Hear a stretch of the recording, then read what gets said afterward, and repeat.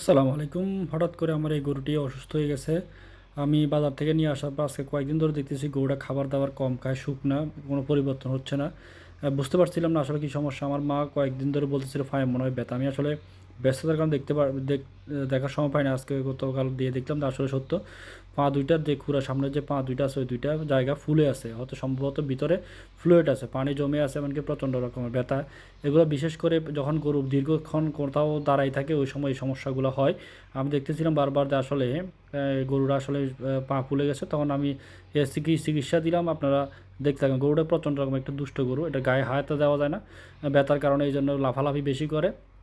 Injection দিতেছি হচ্ছে একমি কোম্পানির টেমিকবেল টলফোনামিক অ্যাসিড 10 cc, এমনকি সাথে দিয়ে দিতেছি অ্যাস্টাবেট 10 cc। যে কোনো ইঞ্জেকশনের সাথে আপনারা অ্যান্টিহিস্টামিন ব্যবহার করবেন। অ্যান্টিহিস্টামিন ব্যবহার করলে আরও যে সাইড এফেক্ট থাকে, বিভিন্ন ধরনের সমস্যা থাকে, ওইটা সমস্যা হয় না। কিন্তু গরুটা ইঞ্জেকশন যখন দেওয়ার জন্য গেলাম তখনই শুরু হলো দুনিয়ার যত ফাইজলামি। দেখতে পাচ্ছেন, এটা ইঞ্জেকশন দিতে পারতেছিলাম না কোনোভাবেই। আমি নিডল দিয়ে চেষ্টা করলাম, ব্লাটার দিয়ে চেষ্টা করলাম, কোনোভাবেই দিতে পারতেছিলাম না। এটা এত পরিমাণ দুষ্ট, লাস্টে আমি অনেক কষ্টে বাটারফ্লাই দিয়ে ইঞ্জেকশনটা দিয়ে দিলাম, দুই পাশে দুইটা 10 cc করে। এরকম আসলে খামারে এই সমস্যাগুলো বেশি হয়, গরু ইঞ্জেকশন দিতে গেলে বেশি অতিরিক্ত দুষ্টামি করে। এটার পিছনে কারণ হচ্ছে গরু অনেক সময় ভয় পায়, এমনকি অনেক সময় ব্যথায় অনেক সময় তার এরকম করে। আমার আব্বা সহ, আমি সহ, আমার ছোটো ভাই সহ, তিনজনে মিলে দৌড়ে ইঞ্জেকশনটা দিয়ে দিলাম।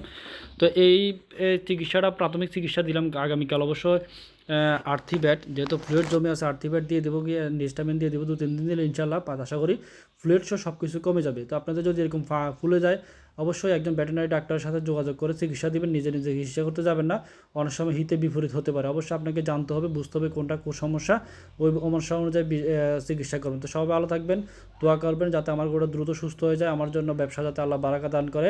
আর যারা গরু পালন করতেছেন, মোটা তাজা করতেছেন, তারা অবশ্যই আমার পেজটা ফলো দিয়ে রাখবেন।